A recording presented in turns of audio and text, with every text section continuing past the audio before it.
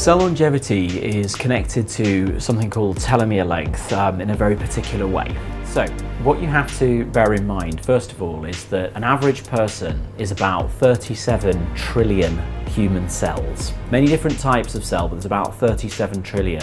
When you were first made by your biological mum and dad, there was one, okay? It was the fertilized egg. And what happened is that one divided into two, then into four, then into eight. So this division process has happened throughout your whole life. All human life grows in that way, through this gradual breaking apart of cells into two daughter cells. Inside every one of those cells is DNA. And everybody has heard of DNA now. It's the instruction code. It tells you everything that's going on inside that cell, everything that's got to happen. And we all know that DNA is an intertwined helix. Now, when you create your two new cells, you break into two. What happens is the DNA is unraveled and two new pieces of DNA are added. So you end up with a piece of DNA to go into one of the new cells and another piece of DNA to go into the other cell. So this unwinding of the DNA and copying and placing into the two new cells has to go on.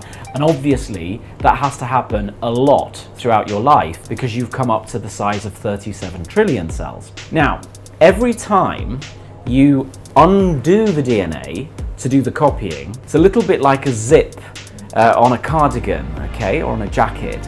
You unzip it and you open up the two bits of DNA and you can copy along those. Now you know at the bottom of a zip there's a little piece of metal that the zipper hits and it stops the zipper from coming off the zip, right? You have them on your DNA as well. You have to have them because otherwise the machinery that copies the DNA is going to end up falling off the end and it won't work, right? That little bit at the end is called a telomere. And so that is a buffer, and every single time you divide your DNA and you break into new cells, it gets a little bit shorter because the copying machinery will run into it. So when you start life at birth, you've got what's called about 11,000 base pairs, right? So that's a measure of length of it. And when you're in very old age, that's got down to about 4,000 base pairs. So throughout your whole life, it's getting shorter and shorter with each division. The rate of decline is actually a little bit faster for men than it is for women. And then what happens is, once a cell has got to the point where the telomeres in a cell now which is dividing into two more, that telomere has got too short, the cell decides, I better not divide anymore because this isn't going to go well. So the cell basically stops dividing, okay? So it goes into what we call senescence.